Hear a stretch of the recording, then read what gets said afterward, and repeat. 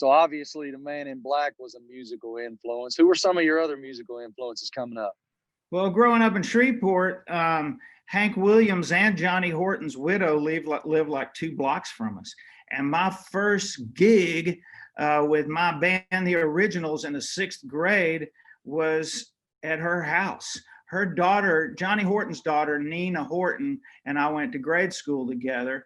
And she paid us $5. I always said $5 on the playground because it was $1 a piece. There was 5 of us, but still big money, you know. And yeah, so that was my first introduction. We went in that house, and man, there was Hank Williams guitars and gold records on the wall, and picture of Johnny Horton in a Revolutionary War outfit that was painted hanging over their fireplace. And it was just, they lived in a little white house just like us. It was a pretty humble neighborhood, really. We weren't in poverty, but we weren't in society by any means. What lured you to Nashville? My father. Again, when I got out of school, I had this bright idea.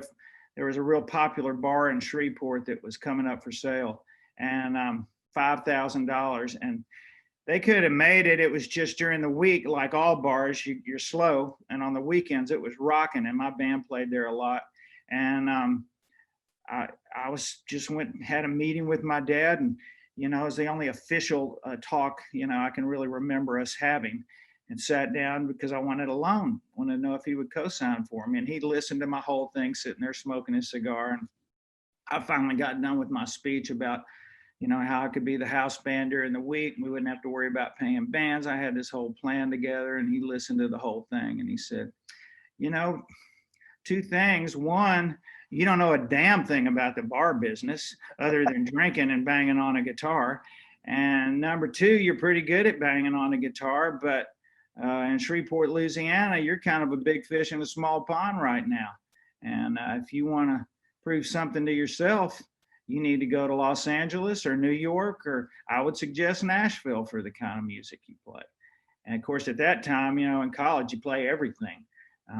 College kids don't care. We played everything from Hank Williams to Frank Zappa, and a lot of Allman Brothers and all that kind of stuff. And I was really heavily influenced by the whole Austin thing that was coming up. And there was a big bar in town called the River City Music Hall, and that's where I met Guy Clark and Jerry Jeff Walker and Ray Benson, Asleep at the Wheel, all those guys. Because I could open up just by myself with a guitar, I could make a lot of noise. So I got all those gigs, and Jerry Jeff and I got to be buds. And it's funny, I actually wrote a song for him on one of our Brooks Dunn records he sang on. But that's a real reckless, inebriated introduction to the music business. There was nothing sober about the way we were running back then, and I loved every minute of it. It was great. At that time, that was I just wanted to be like them. And I took my dad's advice, though. I went to Nashville, and that's where I realized it wasn't uncool to be in Nashville. And a lot of my heroes like Roger Miller and Mickey Newberry, Chris Christopherson, Sonny Throckmorton, I got to be friends with, and was eventually within a year or 2 embraced by a great producer, Don Gant, a great publisher who worked with all those guys.